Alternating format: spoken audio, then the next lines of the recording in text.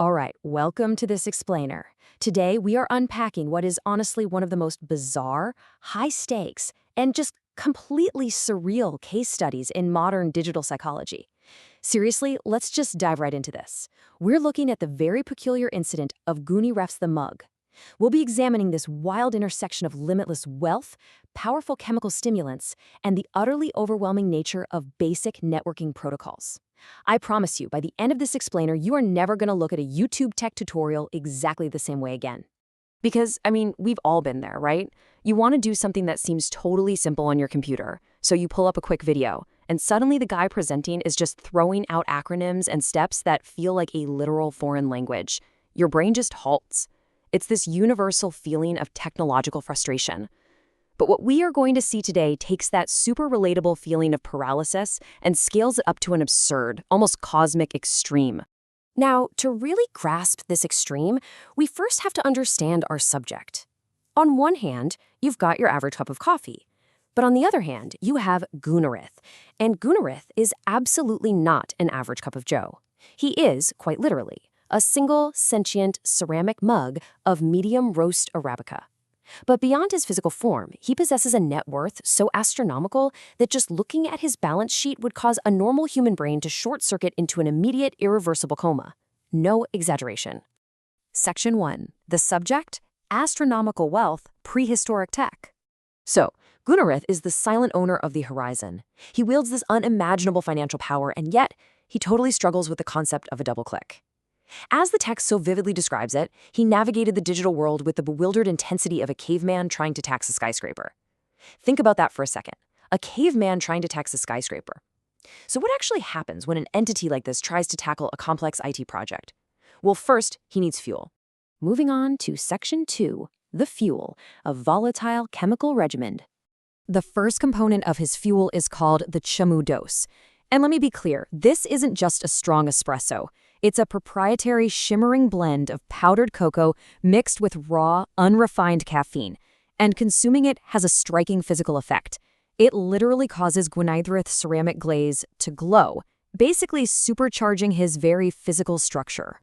Then you have the second component, which is the Jawados. This is a syrupy, pitch-black extraction made from chicory and pure adrenaline.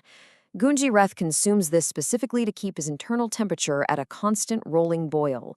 And it was exactly while riding the peak of a fresh Jawados hit that Goonireth's confidence suddenly surged, inspiring this completely disastrous ambition to conquer the digital frontier. Section 3. The project: self-hosting a Minecraft server. So what exactly was this grand project he decided to tackle while riding a boiling adrenaline wave? Self-hosting a Minecraft server. Talk about a monumental mismatch between tools and skills. Goonireth sat down before a computer terminal forged from rare earth metals and cooled by the literal winds of the Antarctic. Top-of-the-line hardware. But to him, it was just a very expensive, glowing box. To put into perspective just how out of his depth he was, just trying to open a web browser, he accidentally printed 200 copies of a blank document. Yet his royal ambition remained completely untouched by his incompetence. As his foam swirled in this regal pattern, he gurgled this incredible declaration. He said, "I shall create a world of cubes, a digital fiefdom for my beans." He doesn't just want to play a game, you guys. He wants to rule a digital kingdom. And to do that, he turns to the great educator of our time, YouTube. Which brings us to Section 4, the breakdown, system overload. Okay, this is where we enter the post-mortem. Goonireth manages to find a YouTube tutorial titled, How to Port Forward and Host Minecraft Easy. Right, easy. So a teenager in a neon headset begins rattling off instructions. He tells his viewers to configure JAMA binaries. He talks about allocating dedicated RAM. And then he says, now, just enter your default gateway into the URL bar. Goonireth just stares. Because to a billionaire mug, a gateway is a type of incredibly expensive garden arch. He begins to physically condense with pure confusion. And then the tutorial reaches the section on server properties. The rhythmic clicking of the narrator's mouse is just echoing through Goonireth's speakers.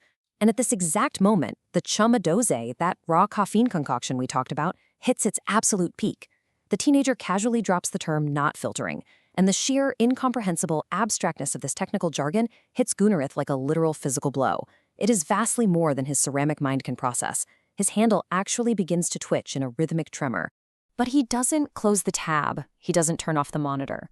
As the teenager just prattles on about TCP/UDP protocols, Goonireth begins to, well, as the text describes it, goon. His dark, murky surface starts to ripple in slow, concentric circles. All of that aggressive technical jargon completely dissolves into a soothing white noise hum in his mind. He enters a state of high-octane, caffeinated catatonia. He is staring, wide-eyed and totally motionless at a single frame of a Minecraft dirt block on the screen, and in the silence of his vault, he whispers his final, overwhelmed realization.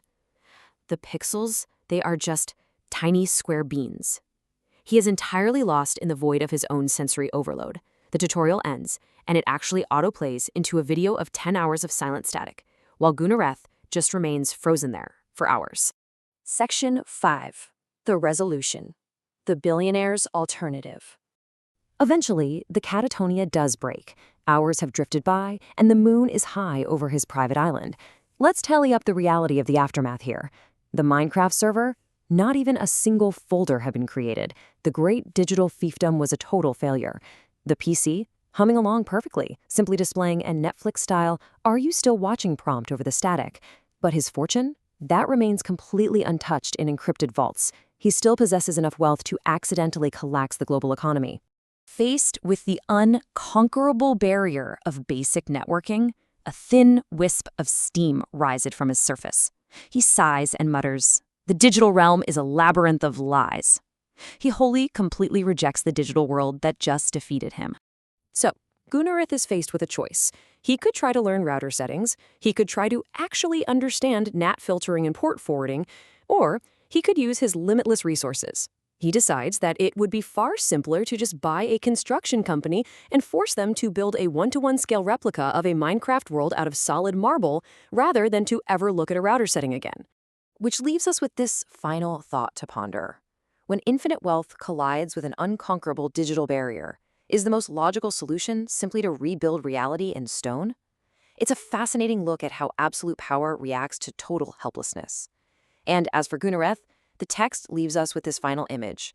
He simply takes another hit of the trauma dose and stares at the wall until dawn. Thank you so much for joining me on this explainer. Keep questioning the digital realm, and I'll catch you next time.